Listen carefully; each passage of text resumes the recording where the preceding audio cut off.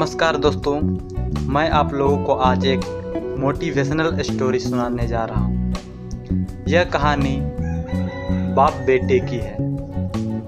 बेटे अपने बाप से कुछ क्वेश्चन करता है और उस क्वेश्चन का आंसर बाप बहुत ही अच्छी तरीके से देता है, जिससे इस कहानी को सुनकर आपकी लाइफ में कुछ चेंजेज आ सकती है। अगर आपको यह कहानी अच्छी लगती है तो वीडियो को लाइक एवं चैनल को सब्सक्राइब जरूर कीजिएगा, ताकि इस तरह की कहानी सबसे पहले आप तक पहुंचे। शीर्षक जीवन का मूल्य। एक दिन की बात है। पिता ने देखा कि उसका बेटा घर के लॉन में गुमसुम बैठा हुआ है। वह बेटे के पास गया और उससे पूछा, बेटा क्या बात है, गुमसुम से क्यों बैठे हो? बेटे ने जवाब दिया, मैं कुछ सोच रहा हूँ पापा। पिता बोला, मुझे भी तो पता चले कि तुम क्या सोच रहे हो। मैं ये सोच रहा हूँ पापा कि मेरी जिंदगी की कीमत क्या है। पिता मुस्कुराकर उठा बोला, अच्छा ये बात है। यदि तुम सच में अपनी जिंदगी की कीमत समझना चाहते हो तो जैसा मैं कहता हूँ वैसा करो। बेटा तैयार हो गया।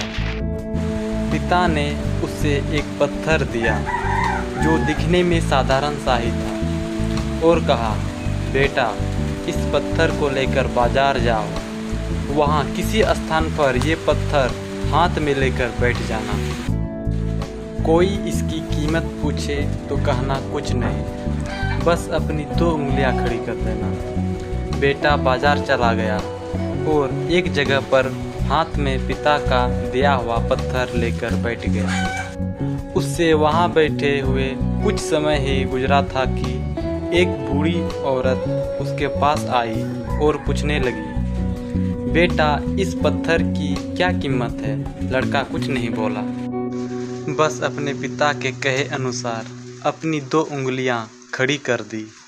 बूढ़ी औरत बोली, अच्छा 200 रुपये, ठीक है, मैं इस पत्थर को 200 रुपये में खरीदने को तैयार हूँ, मुझे ये पत्थर दे दो। बूढ़ी औरत की बात सुनकर लड़का हैरान रह गया। उसे अंदाजा ही नहीं था कि एक साधारण से दिखने वाले पत्थर के लिए कोई 200 रुपया भी दे सकता है। खैर उसने वह पत्थर बेचा नहीं और घर आ गया। घर आकर उसने सारी बात अपने पिता को बताई। तब पिता ने उससे कहा, इस बार तुम एक म्यूजियम में जाना, वहाँ भी कोई तुमसे इस पत्थर की कीमत पूछे तो पहले की तरह 2 उंगलियां खड़ी कर देना। लड़का पत्थर लेकर म्यूजियम चला गया। वहाँ एक आदमी ने उसके हाथ में वो पत्थर देकर पूछा, इसकी कीमत क्या है? लड़का कुछ नहीं बोला, बस अपनी 2 उंगलियां खड़ी कर दी। आदमी बोले, अच्छा 20,000 रुपये, ठीक है, मैं ये तुमसे 20,000 रुपये में खरीद लूँगा। लड़का यह सुनकर हैरान रह गया। उससे यकीन ही नहीं हो रहा था कि कोई उस पत्थर के 20,000 रुपये भी दे सकता। पत्थर बेचने से मना कर वह घर आ गया। वहाँ अपने पिता को उसकी सारी बात बताई।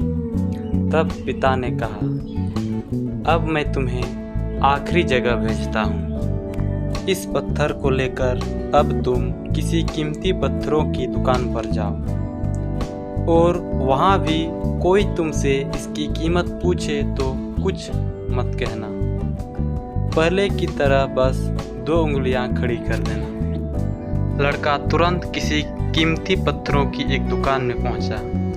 उसके हाथ में वह पत्थर देख दुकानदार तुरंत उसके पास आया और बोला, अरे ये पत्थर तुम्हारे पास कैसे?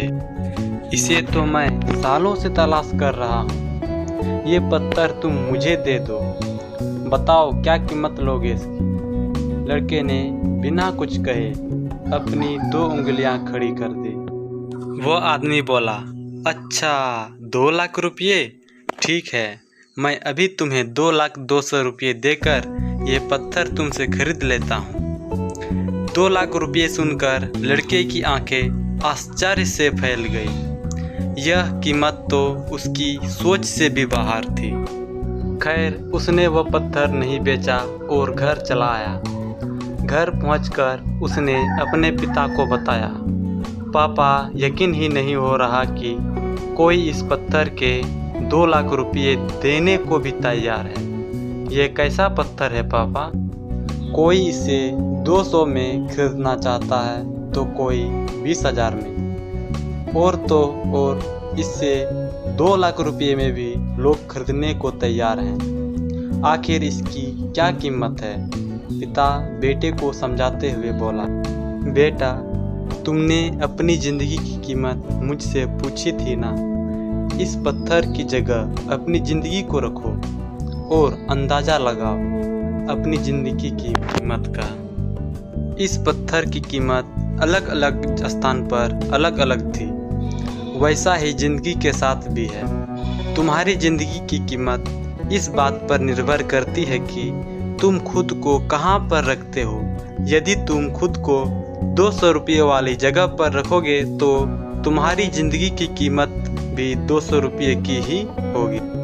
यदि तुम खुद को 2 लाख रुपये वाली जगह पर रखोगे तो तुम्हारी ज़िंदगी की कीमत 2 लाख रुपये की होगी। अब ये तुम्हें तय करना है कि तुम खुद को कहाँ रखते हो।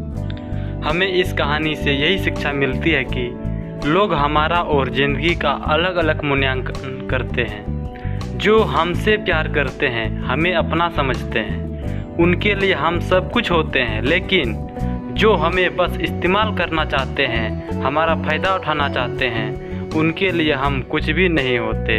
वास्तव में जीवन अमूल्य है, इसका महत्व समझे। अगर आपको यह कहानी अच्छी लगी हो तो वीडियो को लाइक एवं चैनल को सब्सक्राइब जरूर कीजिएगा, ताकि सबसे पहले इस तरह की कहानी आप तक पहुंचे।